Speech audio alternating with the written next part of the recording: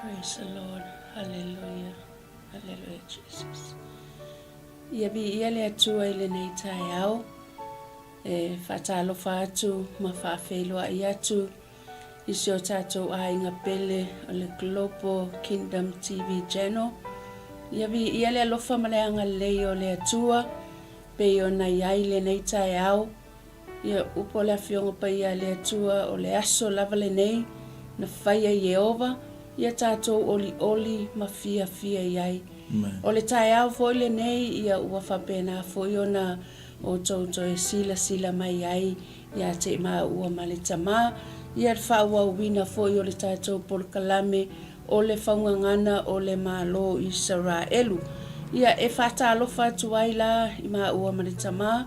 Ta alofa and warm greetings to our Global Kingdom TV channel family. Whaftai la o tau tatalo, ia e maise foi o la o tau tapua inga, ia i le nā foi lua masina sa tātou le mafutai foi i lunga le tātou ala leo, ia evi ia le atua o le tali le nei o la o tau tatalo, ia ua whapena o na tātou to e mafutai i luma o nuu ai le o tua o nuu. Whaftai ai la i le alofa maleanga le lei o le atua, ia i lana leo leonga o lana tausinga, maise o lana whaamalo o longa, ia ua whapena ai o na iai le nei tai au. Ia evi ia i la le alofa maleanga le leo le atua, whaftai atu fo i le tātou CEO, Pastor Mike Malawharitua ia Sarah, maise le pa ia o le Kalesia, ia o se o tātou a inga fo i o le Global, maise fo i o wō mai masani, ia o viewers fo i o i lātou e whapena o na fia ma futa i le tātou wala leo. Ia vi ia le atua, whatalo whatu fo i ia ma whawheloa i atu i se o maua e Kalesia i pele le loto, le lii o le file mu, ia vi ia le atua. Whaftai ai i la o tau tatalo, ia e maise o la o tau tapua inga. Ia o le whauawina nei o le polkalame o le whangangana o le malo i Israelu, ia e pei o na iai le nei tai au, ia vi ia le atua. Ia e le amataina lava le polkalame nei tai au, ia e whapena o na tuina atu le nei polkalame po le nei au nanga, ia saunia e se talo, ia awale amataina o le polkalame o le whangangana o le malo Israelu i le nei tai au. Lo mātou tamai o le langi, ia pa ia lava lo suafa. Wa mātou poto, wa mātou mafuta i le nei tai au, ona o lo wha maoni, ma lo lelei, ma lo matautia, ma lo sili ese. Whaftai te le lava tama ona o le nei tai au fou, wa e whaia mo i mātou ma e tā pena ina mo i mātou o lau whanau, a o mātou iai o mātou wala awina, le atua whaftai wa e tā pena ina le nei avanoa mo i mā ua malau au auna, mai se foi o le polkalame o le whangangana o le malo Israelu. Whaftai le atua i au wavenga, whaftai lau whaamalo longa, mai se o le fesoso ani mai a le anganga pa ia o lau wafio i o mātou loto. Whaftai tama o na wato e tsala ina foi le whaitotoa o le ala leo nei, ia mo le polkalame le whawawina, o le polkalame o le whangangana o le malo Israelu, ia vi ia oe lo mātou atua, tu ina atu ia te oe le au nanga i le nei tai au, le amataina o le polkalame, i mea umalava mātou te whaia, maise fo i o lau upu fola o le a whapena o na whaasoa i le nei tai au. Talo fo i whamanuia i lau auna, Pastor Mike Malawharitua ia Sarah, male no foalo, maise fo i o auna o wharitua, i lātou uma o lo ngā lulue, i lunga le nei ala leo lo mātou atua, ia i lau whaunga e maise o lau whamanianga i so se tu. Whamanuia fo i a inga pele, a le Global Kingdom TV channel, maise fo i o wō mai masani o mātou a inga, anga le leila ua fio le nei tai au. Talo fo i tu ina atu fo i ia le paanga o lo whapena o na ngā lulue whatasi ma le ala leo nei, ia o le Remnant Christian TV mai Samoa lo mātou atua ia ngā lelei la ua fio mai whamanuia. Talo foi tu ina atu iau a ao le amataina o le nei au nanga o ngā tutonu se iau o fo ilo na whaiwina fo iai le vi inga ia te o e whamangalo so mātou whale tono i le mana o lo toto Iesu Keriso le li o le ola. Amene, amene. Hallelujah. Ai le itu ina atu i le au na le atua e tu sai masana saunoanga e mai se fo i o le tātou mata upu i le nei tai au. A o sauni lava i o mai i le porkalame nei tai au. A o ai whamanuia mai le atua i le tusile ale fata oto mata upu e wha aru whai upu e luas fulmane tolu i o taitono le nae te nofo malama lama i foi a whai mai ia sili o na leo leo ina o lo loto ma lo loto i le leo leo ina o mea uma a wa whai mai e tupu mai ai le amio. Hallelujah. Ia le manuia la le loto i le nei whai upu. E moni mawhama o ni awa e sa ili a o na sa ili mai le atua i le tangata. E sa ili mai le atua i lona loto. Mai leo le awhionga pa ia le atua. Whai mai e wheo wa i le atua ma le tangata e loto mama. Loto le lei. Loto atu i mea le atua. A manuia la le loto i le nei tai au. Manuia fo i le mawhauwhau male anganga. Na iei leo se fesili e whaapea i le nei tai au se o tātou a inga pele le klopo. Mai se fo i la tau o mafuta mai. O a mai lo loto i le nei tai au. Hallelujah. O a mai o i le nei tai au. Ia e whapea nā fo i se tusi o le a whapea nā o na whaasoa tuai i ma ua i le nei tai au. Ia o le tātou tusi e pe o na iai. Ia o le lua le nofo a inga tupu. Ia mata upas fulu manifitu. Ia o le tātou tusi le nā. Ia o le a whapea nā o na iai se whi auta ua. Ia o le a whapea nā o na tala noa atu ai. Le mata le polkalame o le whaungangana o le malo Israelu.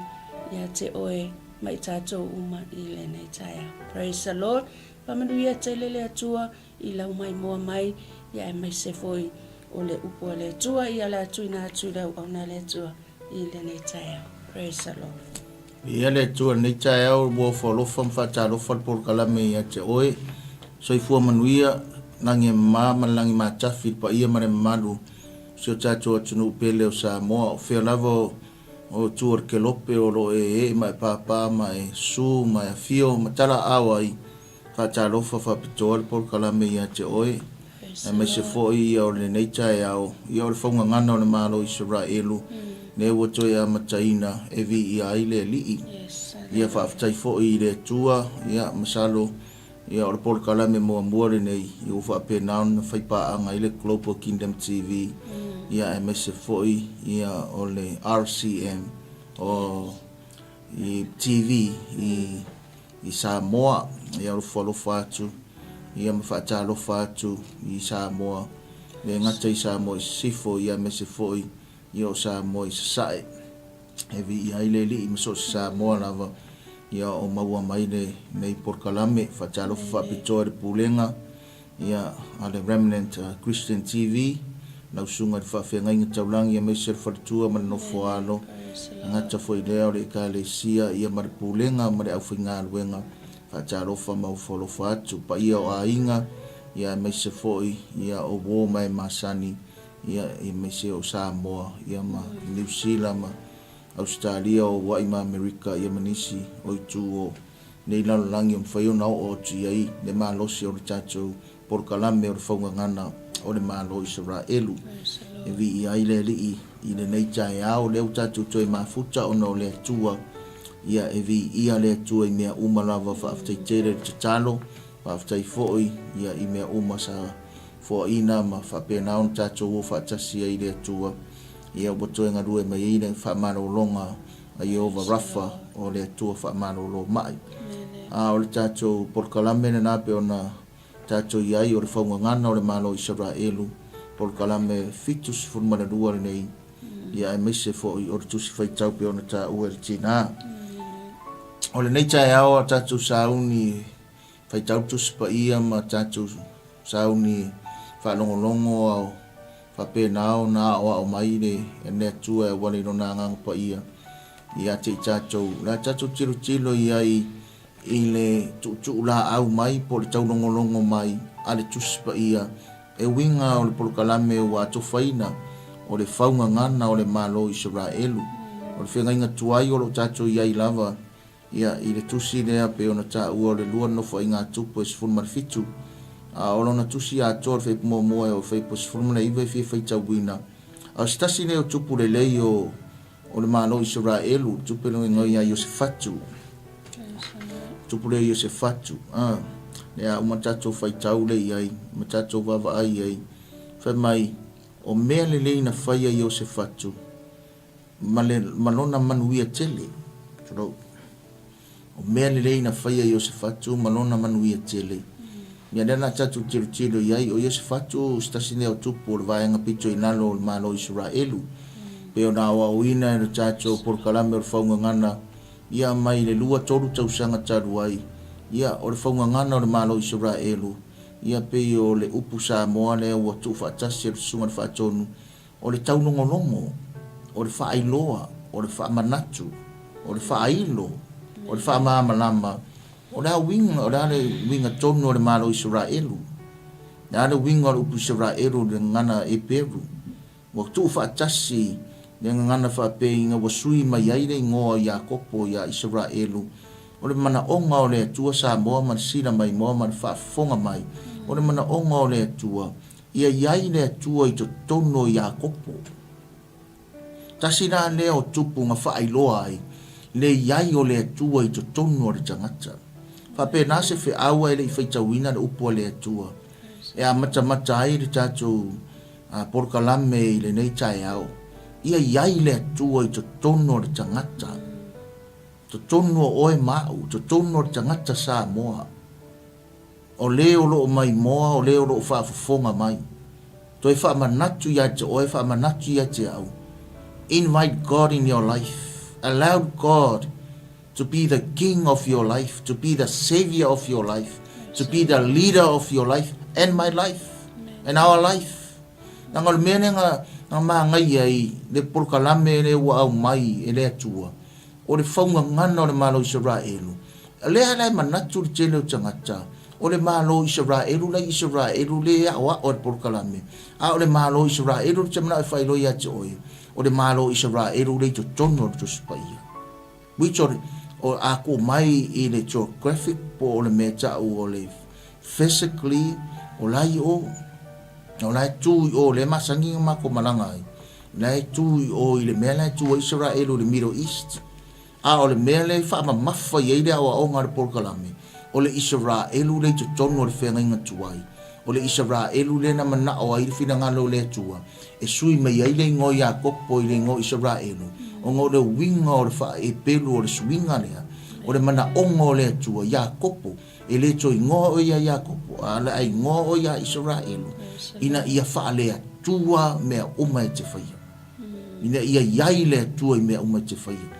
A e ala o le atua, a e moe o le atua, a e alo o le atua, a e sau o le atua, a whai au fuafuanga uma, ia iai ma le atua. Ia iai whaatanga le atua, ma whape nao na wala au lia le atua. Whape nā foi se la ngona o le whi au lea, nanga o le tasi leo tupu nga wha ai loa ai le whi au lea. Tasi leo tupu le lei, na tupu i lano i le tua ingo yutampengi a mina. Ina ua vae lua le nu, ina ua umartaimi o Solomona. Wa umma le taimi o Solomona, wa umma le taimi o le tupu o Solomona, wa umma le taimi o le fina ngalo o le atua ia Solomona. Wa o mai fo i le taimi e vai lua i le nuu. Wa o mai taimi e vai lua i le nuu. O le mea fo i lea, a o tapena pena e fai tautus pa ia. O a me tu tupu i le o langa i wha solonga. Wa o ai le taimi o le atua i mea. Ana tatu sauni e fai tau. O a mea ne leina fai a Iosefatu. Ma lona manu ia tele na maua ai. Na fai tau le tina, fai mua mua. Praise the Lord. Ona soloa ia ne lea o Iosefatu lona tali i e fai matupu. ua whamalosia o ia e te e atu ia Israelu. O le susoonga na o le tau po e sifuruma le ono. Leanga whai atu ai i le tupu o le tupu o asa o le tamara ngau i o se fatu. Tupu le o asa sa a mata o le leima manuia. O ngā sa iloa sa ili i le atua. Ai whaai o mai na tau po e sifuruma le ono. Wa le manuia nana au au nanga. Ai sea, wa le sa ili i le atua. Au wa sa ili tangata. O le sa ili le tua e sa ili tangata. Sa moa ma le sira mai, moa ma le whaafonga mai. E le lei le sa ili le tangata. Pe a whaapea wa whai atu ai le atua, ma whetalai atu ai le atua i atua. Ma whaatanga o e le atua. Pe a whainga e sa ili, ma tātou sa ili mua mua i le atua. Ai whetalai mai le atua, langai whaau ngāfo i le atua tangata. E whaamanui ai le atua. Ai le angare mea le o le tiai o le atua. Totally forget about God. And then you go and look for help from people. Al mena ne, whai mai nona ia. Le nga whai tau le tina. O nga solo wa ia nge leo i o se fatu lo nā tari. O ai le whatau i lo nā tari. O le tari o asa. Le tupu sa le lo na whai unga. A le lau whai mai le tala tuspa ia i le vaianga mua lea. Whai mai e whai matupu. Ua wha amalo sia o ia e ia. E whaape naona ona te e atu ia Israelu. Te e atu ia Israelu. Ai vai i le whaunga ngana o le malo Israelu i, pe i e fōlinga mai pa e tango e whaitau ma toi su e atili tu sipa ia. O Israelu rea, o Israelu le pito i lunga. Te e atu ia Israelu. E whaamao nia i isim ta upunga i luma mai. Te e atu i le malo pito i lunga. Langa o le malo pito i lunga ne se fulu i tua ainga i Israelu. Lea ua vai lua ina iai. Wa a fia ai lalo i tua ainga e lua lea i lalo pito i nano. O yutam peni amina. Wa a fia ai malon tama. Wa a fia ai taita inga alon tama. Wa a fia ai maringaruenga ale tama i o se fatu. Lea la wa tupu mai ne tangata leo i o se fatu. Wa whape nao na wha amalo sia e ia o ia lafa. E te e atu ia Israelu. Nesu winga lupu Israelu ngai ngai i whai mua. Le ngata ia Israelu pito i lunga. Ai whai tau i tu spa ia mai suasua i ai. Wa a fia tuai maisi Israelu pito i lano. Pito i lano ne whai ngō yuta. Le wa a fia tuai. Le iei tua inga e lua o yuta ma peni a mina. Whape nā leo langa mara soifuanga le tutu la awa to le whaunga ngana o le malo Israelu sa moa i le neita e au. Wa tele le a fianga o tangata. O tangata i o tangata o le nuu o le atua. Awo ese ma le atua. E ma whailanga tau tātou o tangata o le atua. Ai wo tātou o ese ma le atua. La whaitau whai poe lua whamurana. Ua ia tō fia fo'i au i ai umo yuta ua nofo olo. Ua ia tō fia fo'i o leo leonga i le nuu o yuta ma ai o e wharaima na wha ua e asa lona tamaa. Tu lai mai loa le tupu a mata le mele lei. Le sautu lau tala o mea le lei na whaia i o se fatu. Mea le lei mua lava wa wha mahalosi e ia ia te ia. Ese maa ngai o ngā mea sa mua. Ale aise se la toi wha mahalosi a te oe. Wha mahalosi a e oe wha mahalosi a ua. Mo tātou loa ma tātou mauti noa. Mo ta tau ona tātou tutu i lunga. Mo ta tau ona tātou whaise suinga. Mo ta tau ona tātou wha mahalosi to tono tātou. Me longa lua. Wa mi ngoi lora tupu e whailana tō whinga. Mi ngoi e whailona wala uina. E lei toi whaatali.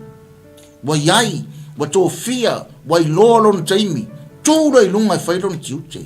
Tūra i lunga e whailona wala uina. E lei toi whewhe lava. Le tai i longa. Le tai le lei. Wa wha maa lose a. Lona loto a. E te e atu i mea leanga. E te e atu i mea o le a tauma whai mai. E wha leanga le nuu o le atua. Mea nea lona tōru. Wa whai roa malana tō whinga. Leo leonga ma puipuinga. Taunga ngana ma lo Israelu tu la au atu. o le tai longa, o le tai fai mea le lei, o le tai e wha malosi, o le tai e le foi, o le tai e wha pēnā, ona tū malosi, e te e atu I mea e, tamu whai e wha leanga mai le nuku o le atua, tamu whai wha leanga mai ta ngata o le atua, e tū matira tila, e te e atu, e resi mea le tai a le lei, ma le tai whai mea le lei, le tai lea, whai mea, mi ngoi ro e whai nan tō whinga no na wala uina, na whai tau le whai upa tōru. Nei ai lea li ia I o se whatu. A wā ua ia savali I urua I ala o lona tamao tāvita. Na ia lea sa ili atu ai a pa ala. Lea o saude si mea le lei, na iai lea li ia I o se whatu. A wā ua ia savali I ala o na au ngā tamao, lona tamao tāvita. Wa sa ili atu I le atua, a ua le sa ili atu I a pa ala. Ba taimi le I tono re nu o Israelu, whaunga ngana o na malo Israelu, wa tele tangata wa sa ili atu I a pa ala. A o pa ala, o le atua I le ola, o le tupua, o le atua I le eise ola, na o se tupua, o le mea waifo atu iai, matapua I atu iai, ai whaitau I tuspa I a palangi man mena li liu mai iai, whai mai o to tele tangata wa tapua I a pa ala. Tapua I a pa ala wa tari tonui, I le nei tupua e tā, o le tupua, o le whaatusa, o le tangata. A whai mai o le manuia lea, o le tupu leo I o se whatu. Wa sa vali, e whai mai le tana, wa sa vali, I urua I ala o lona tamao tā vita, oi. Ma ngaia ia, o se tai, ma ngaia se tamā, se tina, ma ngaia ia o se tangata, e tūra I mai ngā kei loa ala ngā whapenganga, a o mai rong tamā, a o mai ona mātua, e lema whai koe kea se ai, lema whai koe kea se ai, leo ta mai I tangata o tā vita, leo toi muri ai o se whatu, mai tara tuspa ia, a o le tama e tusa maala o le atua, a matua e le toi te ai se ai, ma naia se a inga, ma naia se kalesia, ma naia se nuu, ma naia se malo, pe a whapena, o na o tangata e sawa vadi ala o le alii. Ma naia se tai, pe a tu e malosi, e o tangata e sawa vali ala o le alii, wa ala o le alii. Ala o reali ina whaasino mai o tautua a matatou mātua. Lisi wa whai langi ni whōraunga. Ai sea, ai le tu mau pia tātou. A o sawa vali yala o reali. Aur sa vali yala o asa. Nanga iei fo I asa I taimiri ngai. Asa I a mata o manuia e whai ui le leanga. Whai ui le leanga e mafua meisia. Ile I manuia le whai unga. Ono wale sa ili le atua. A lea maa ngaia, tangata yo se fatu e sa ili le atua. Sa vadi yala. Ala o lon tamana wha sino mai. Ai le o ala o sa vali e tangata. So kam koe wha mama kure mea nea.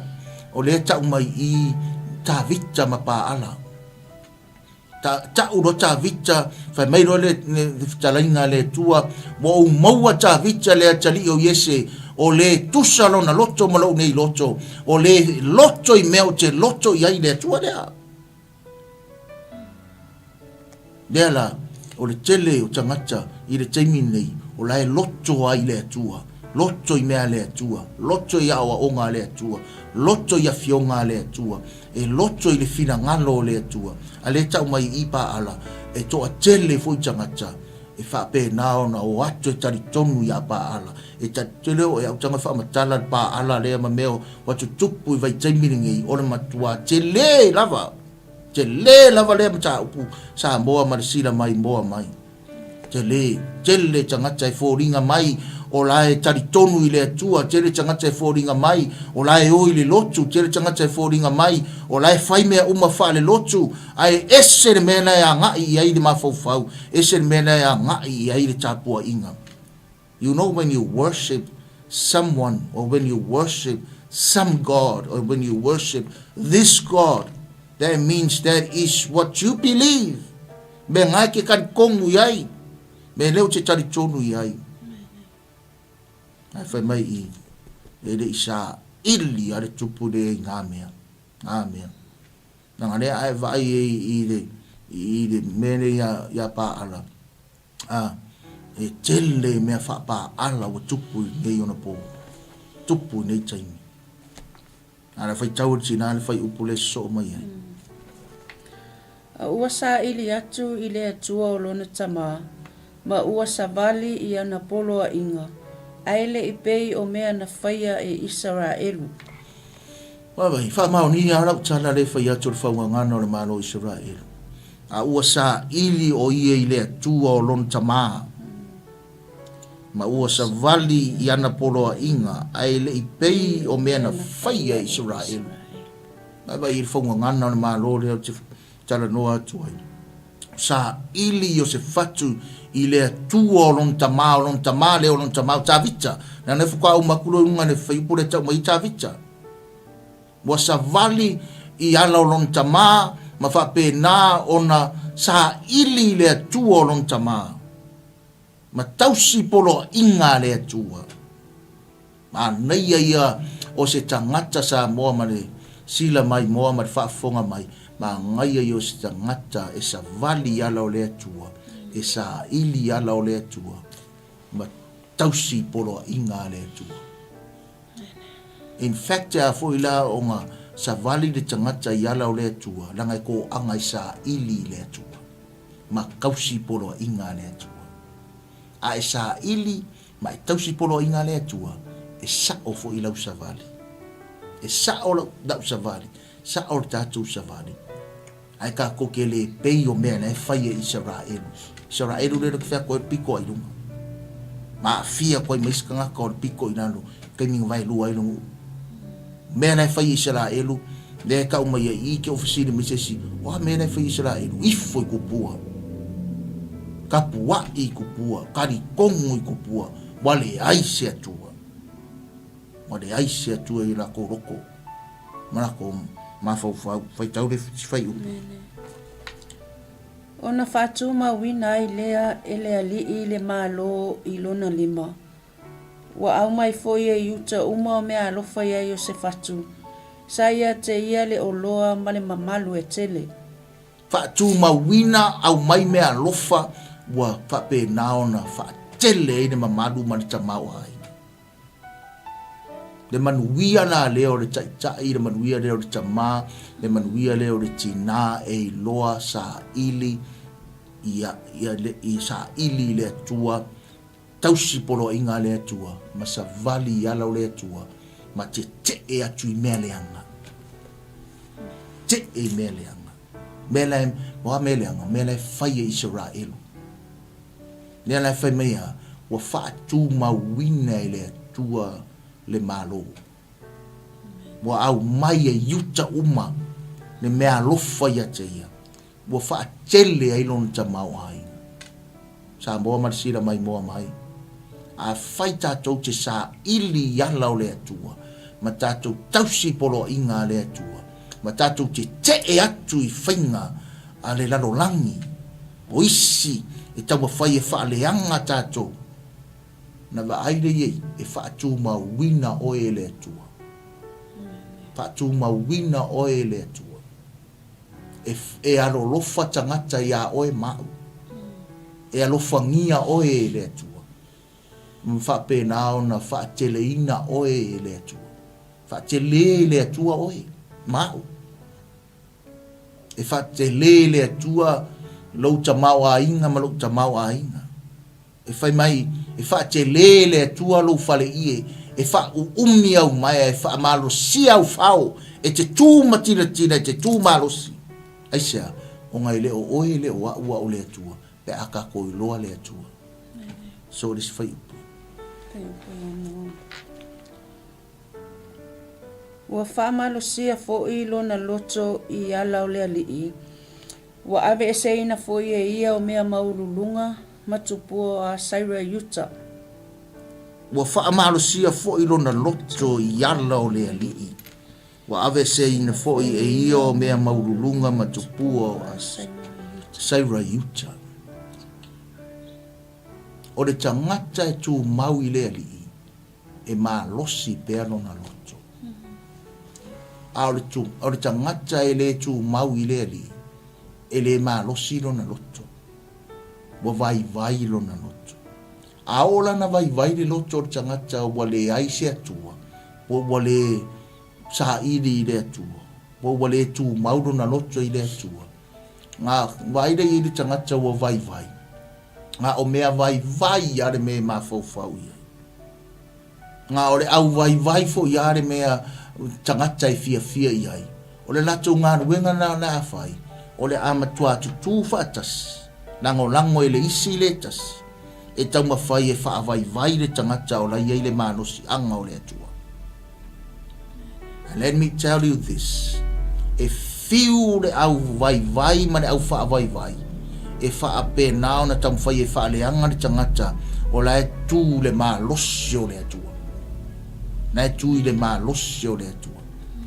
Vai le tangata ua wha malosi o ia. E wha pēnā o nā wa ese mea maua rurunga.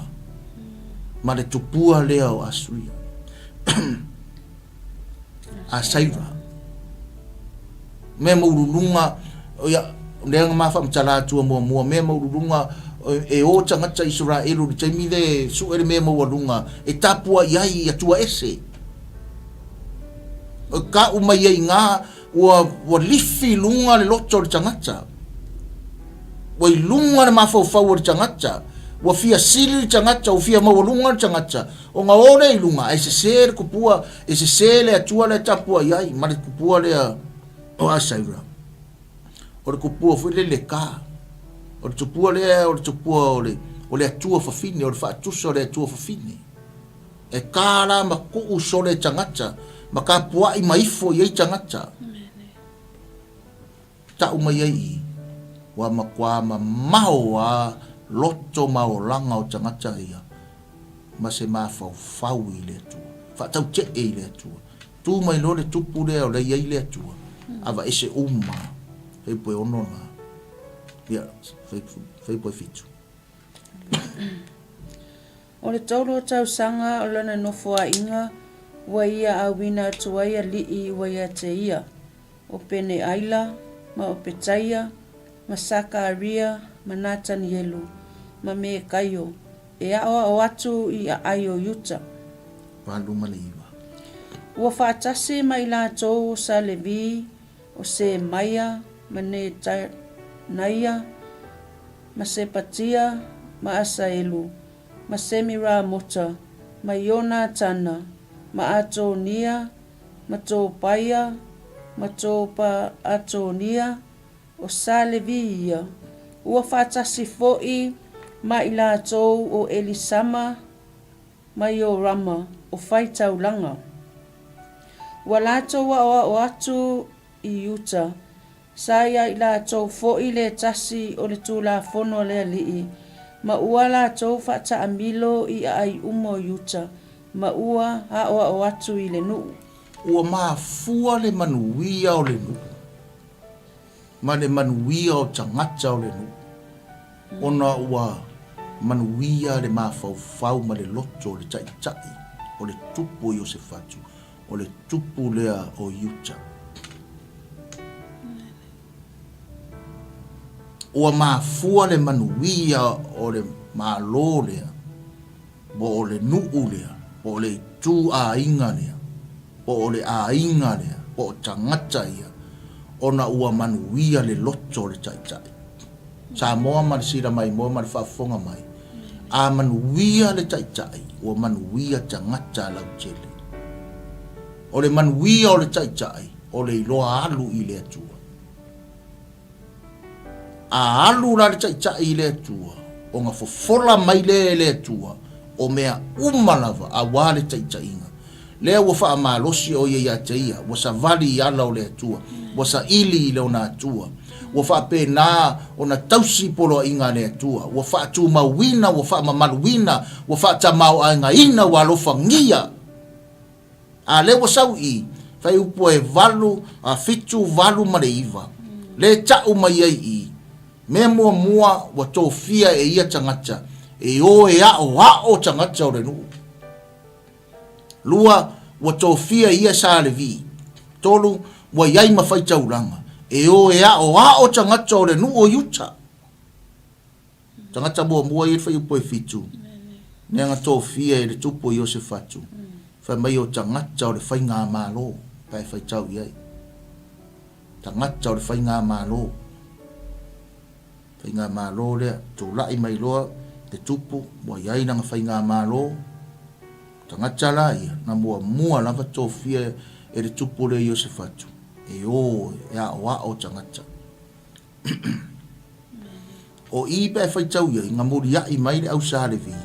Ma le au fai tau langa. Ai vava aire ia i pe fai tau i le whaunga ngana o le malo Israel.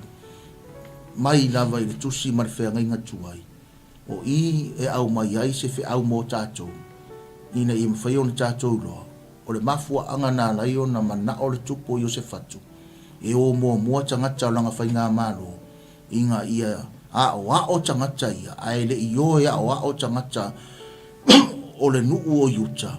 E a o mua tangata. Inga ia la ko loa fo e lato. Sala mō matoi liliu i le atua. E le i o e a o ngi maka upu fo i le maka upu fa sa yen kisi ma maka upu fa matematika ma isi maka upu. Ngā o e a o le koe fo i le li. Koe sa ili le atua. O le mea nanga mga o le tupu lea. Ai le i o atu tangata i o le whainga mālo i fafo atu e tāla i atu. Ai ia mauti noa ua tari tonu tangata ia. Sala mō wha maua lalo ma koe li liu mai le atua. Langa o le mene la aua ka ape e ka lai. O le whi au wha rea nganga. O le whi au wha rea nganga. E le se whi au wha le mālo. E le se whi au wha pisinisi. E le se whi au wha i wha le lotu. E le se tala inga wha le lotu. O le tala inga wha le nganga. O le tala inga wha le nganga. E o ngāto tonu ai ke riso Yesu. E o ngāto tonu ai whina ngalo le atua. Ai o mane mana o le ngang pa ia. Mana o le ngang pa ia. Lea la, mua se i ngofo le tupu le. Tupu le i le atua. Se i wha le atua ka inga o le kaka le malo. Ngā o leo tangata o le malo. E vave lako o. Ngā wako le malau sa le vi. Wako malau whai kauranga. Ua whai ngō fia ngā ruenga a sa le vi mwhai tauranga. Wha fonga sa mua marisira mai mua mai. A mua tangata ia. Mua tangata ia o le malo. O ngā wako leo lau sa le vi malau whai kauranga. Ua whai ngō fia ngā ruenga. Whai ngō fia ngā ruenga sui ai loto tangata. A o mai se whai ngata. A o mai se whawhita uli. I se nuu se a inga se a tunuu. E mana o mia re toi a wao tangata. Toi a wao tangata, a wao i lea. A wao i le fina ngalo lea tua. Na whai tau tira whai po se furu. Sa iai le matau i le ali i malo uma. O nuu ua vanga ia yuta. O le mea lea wala tau lea si i mai ai se taua ia yo se fatu. Wawa ai le maa nai o le fina ngalo lea tua.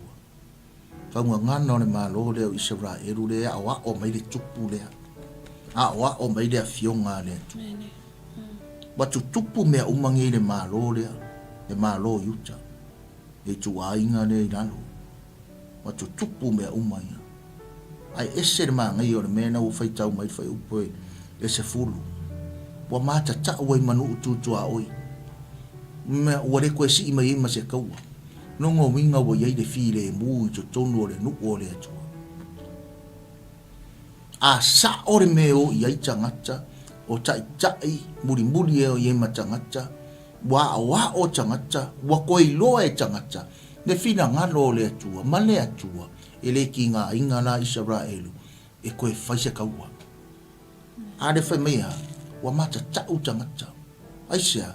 Wa wa ai atu. Wa esere ngai o yare nuku o le mera o yai. Wa esere ngai o yare pito rei lalo. Wa esere mena wa tupu. Wa whatama ia lava mea ia.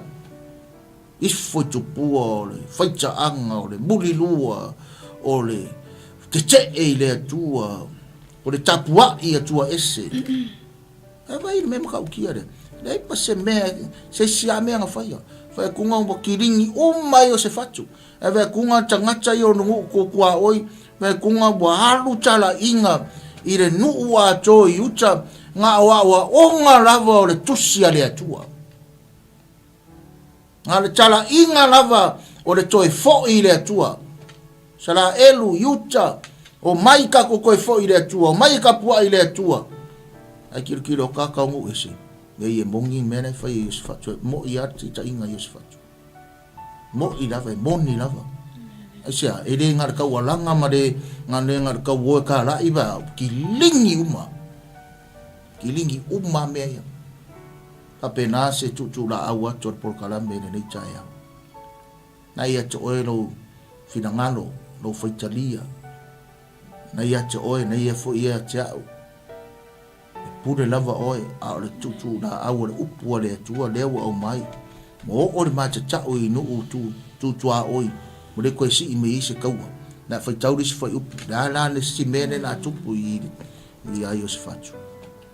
Wa au mai a Yosefatu e nisi o Filistia o mea alofa. Ma a rio le taulanga. Wa au mai fo ia te ia e tangata o a rapi. O lafu e fitu o afe ma le fitu o se lau o mamu e poa. Ma le fitu o afe ma le fitu o se lau o oti poa. Whangangana na malo Israelu. Ta moa ma le mai moa ma le whafonga mai i le nei tae au. O sa ili tangata i o le no o yuta ma fua mai o le lato tupu na tai. Sa ili la i le tua. Nea wa o mai i foi upo i o fai tawina tuspa ia. Wa iei le fi le mu. Aisea, wa mata tau ia tangata o nutu tua oi. Wa umaranga mata tau wa le si i mise taua. Awa o mai mea alofa. Wa o mai mea alofa e nisi o le nu o Filistia. E a mai tupu le Yosefatu. Wa o mai a rio. Ai o mai la walapi. Ia wa mai a povi poa ma oti poa. E fitu afe fitu se lau. Fitu afe fitu se lau ma moi poa. Fitu afe fitu se lau oti poa.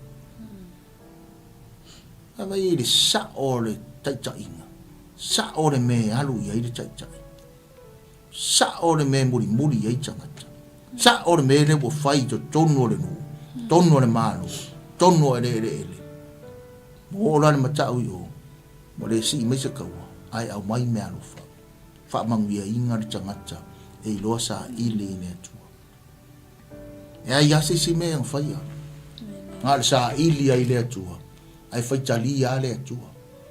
Sa moa, si o atunu pele ai maise, o le a inga, o tu fa tasia i tatou, i luma o le atua. E te sira fia ma o wiloa le atua. Tatou sa ili le atua. E au mai le atua mea umala. A tofi le atua, a wala au le atua, a filifilia le atua. E saunia le atua mea umala. E le ki ngā inga. Ngā sa ili ai le atua. Aisea, langa o ia sosia, ma le tamau a inga pongai o mea umala. Wala fai tau tinani se fai upule. Ua tupu tele ai lava le mamalu Yosefatu. Ma ua faia e ia i uta o olo, ma ai e tu ai o loa. Ia, ma le se fai upu. Ua tele lava na ngaruenga sa ia te ia i ai o Yuta. Sa i Jerusalema fo i le au tau o toa malolosi. Leo sau fai upu le sifurulua ma le sifuru ma le tolu, fai mai tala tuspa ia, wa tupu tele ai lava le mamalu o Yosefatu, ma ua faia e ia i uta o olo ma ai e mauai o e tuu ai o loa. Ai vai le iei, e tangata i dosa ili le atua, e tupu ar tangata i dosa ili le atua. Au moi. Sa ili ai le tua ai tupu le tamau a inga, tupu le mamalu, tupu le poto, tupu le tofa ma le utanga loloto, e tupu i le mafaufau, e tupu i le tino, e tupu fo i la le anganga. Ta vai nei, te le ngaruenga o fai le a ai. To e fai olo le a ai. To e fai ai manifale tu waile oloa wa matua te lele sa mai ale atua. Sa moai si atunu pele o a inga e kale sia le atunu o sa moa tai au na le atua, tō finga le atua. E tupu tele le tangata e sa ili le atua. E faa mamalu ina, ma faa oloa ina e le atua, i mea umalawa. E te fiu o te fiu e fai se mea e faa penao ona mawhai ona tuuai, pe au na sa saa mai e le atua lon tamau a inga ia te oe maa. Se fai tau resi fai upule e. O le fai taule nei o i lātou i a inga o lātou tama, o e pule i au e taito a afe o sayuta, o a tana o le ali isili ia, ua ia te ia e tolu se lau o afe o toa malolosi. Solo la si fa. E au pito ane ia te ia o a nana o le ali isili ia, ma ua ia te ia e lua se lau o afe, ma afe valu se fulu o tangata. E au pito ane ia te ia o amasia o le atali o se kari. O le ua fofua mai e tu ina atu o ia i le alii. Ua ia te ia foi e lua se lau o afe o toa malolosi. O lo sa peni amina foi o Eliata o le toa malosi. Ua ia te ia foi o tangata e lua se lau o afe. Ua ia ia ufana matalita. E au pito ane ia te ia o yo sapa, wa ia te ia foi o e o sa uni le taua, e se lau o afe ma afe valu se fulu. Ua au auna i la tau nei i le tupu, ai ese i la tau na tau fia i le tupu, i a aino fo olo i yuta uma. Fa matala mai ai le manuia wa tele. O le manuia wa tele. Lea ua whaai o le tusi. Pei o na tato iai le nei tae au. Ua whaai o mai. E iai ma me ta ua toa marolosi. O toa marolosi. Male au tau. A toa tele ni toa i se nuu se a inga se manu. A toa tele se au tau. Ua malu le nuu. Ua malu tangata. Ua malu le atunu, ua malu le malu. Tala noa i toa malu losi o le nuu o Israel, o le nuu o le atua. I tala noa i le toa malos. O le mea nea ua toe fai e le tupu leo Iosefatu. O le fai o olo, ma tō finga e whape nauna tofi ai, tangata e sao ne tau le taua. O le ane mea na fai e tangata ia e o mai le aso. E o mai le aso. Le ane me fai le tangata o whidiwhidia o ia o le toa malos. Manana au tau o whidiwhidia e o whaatasi ma le toa. Le ane me fai. O le o e tau le taua. E leo leo ai le nuu. Mo le saunga le mu o le nuu. E le tau le taua. E whaasanga tau i le si toa, ma le si au tau, le si au tau. Ai le ai se saunga le mu e maua le nu. O le wha moe o tangata ia, i tono le tuspa ia, ma e o mai ai le aso, e alanga tau le nu leo Israelu mai sinu, ona o le puipuinga o le malu o le nu o Israelu. O le meta o le saunga le mu o le nu o Israelu. Wa ai le manuia o Iosefatu. Wa ai le iei vaenga i e lua. Nanga e tolu toa ma le au tau o le tua ingo yuta. Ai lua toa ma le au tau o le tua ingo o Beniamina, o le ingo o Beniamina, pe o le ainga i titi lea. Nane ai taunga i toi fai tau, i le fai upule se fulu lua nga ilalo se fulu ma le iwa. Na tau mai ei toa ma lo rosi ma le au tau na whidiwhidia. O le tua inga na o yuta. Ia na toa i e to tolu ma na au tau. Pea ma le fitu se lau walus fuwafe le au tau. A le tua inga le o pito ilalo o le tua inga o Beniamina. Pea ma le tolu se lau walus fuwafe toa ma na au tau. a tu fa tasi la lo le pito I lalo le vaenga lea ma le taimi ne au tau Israelu na filifilia ma sahauni mole puipuinga o le saunga le mua tangata pe a fa pe sa ola o fa popo iai e tasi le miliona se lau ono se furu wafe le au tau o woko ai le se au kawe malunga ngau le au kawa le piko I lalo vaenga ia lua le o fa tuai o le tua ingo yuta mene tua ingo Beniamina kasi le milionga se lau ongo se furu wafe le au tau wa malu la le nu wa malu wa le nu wa sau nia le nu wa malosi le nu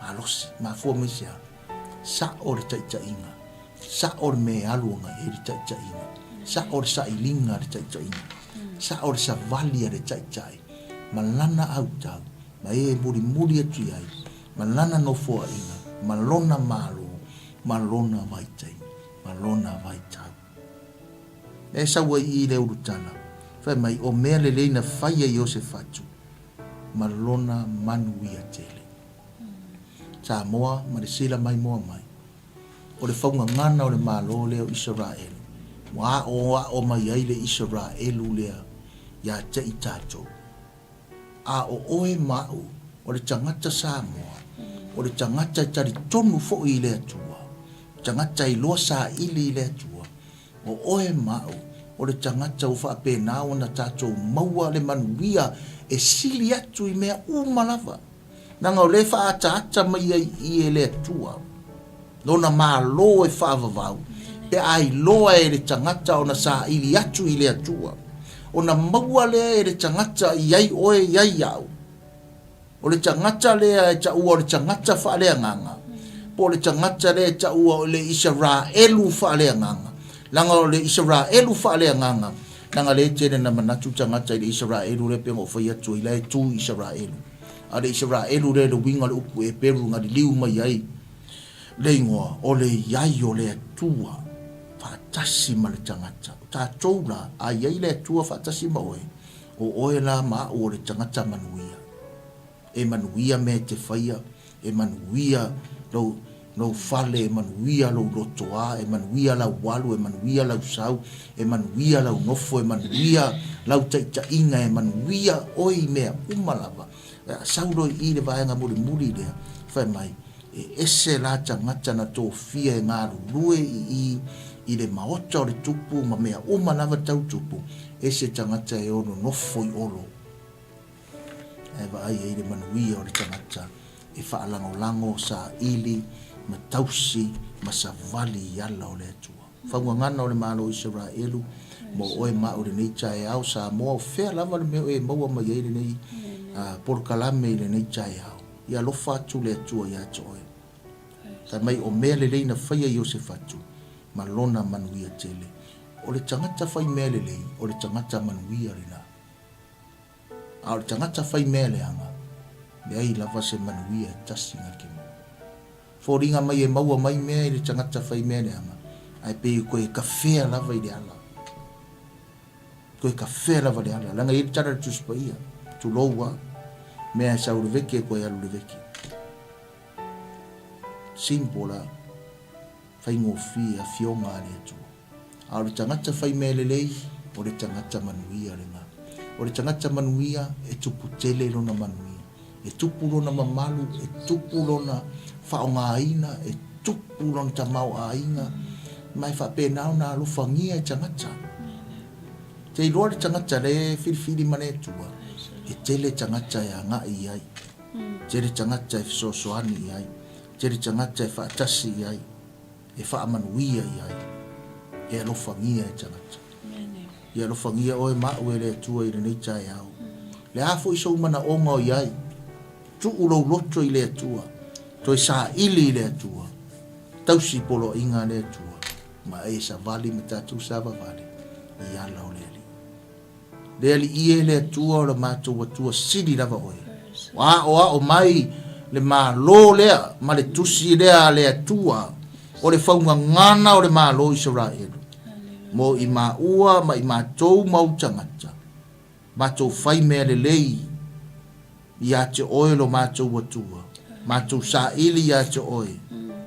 Mātou whai au rei o me siri. Ai mei rau tuspa ia. Ai whai e oe me siri siri. I le soifua ma le ola o tangata. Whaamanuia i mātou uma o e sairunga le polokalame. Whaamanuia lau fio e fio le a mai moa. Whaamanuia o e le atua. Ta talo matu i nātu. Si o mātou atunu pele o Samoa. E iai lo wanga le lei. E ilo sosoani on tai tai. Mai ai le ao le malo. Ai mai se foi o tai tai umo le malo. O au na te tofi. O le malo lau tele o tangata. Alo fangia le li ie. Sosoani lo mana. Ia mātou loana sa ili atu ia te oe. Manu o mana whai o na maua oe. Tofi mai le langi le li ie. E lau a fio. Tai o lo malo. Ai mai se o lau e ka le sia mai mātou umalava. Whaamanuia le li ie so Samoa i tue fia.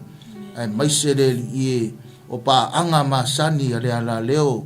Le ngata le li ie le Global Kingdom TV. Ai mai se fo i le li ie o le RCTV le tu. Whaamanuia lau fio. Whaamanuia i mātou umalava. Ono o Yesu le le. Amene. Amen. Lo fatu le tu ia te oe whaftai tele lava. Lo taimi whaamanuia te le atu le li ia te oe. I le nei tae au. Ono Yesu le le. God bless. Shalom, shalom.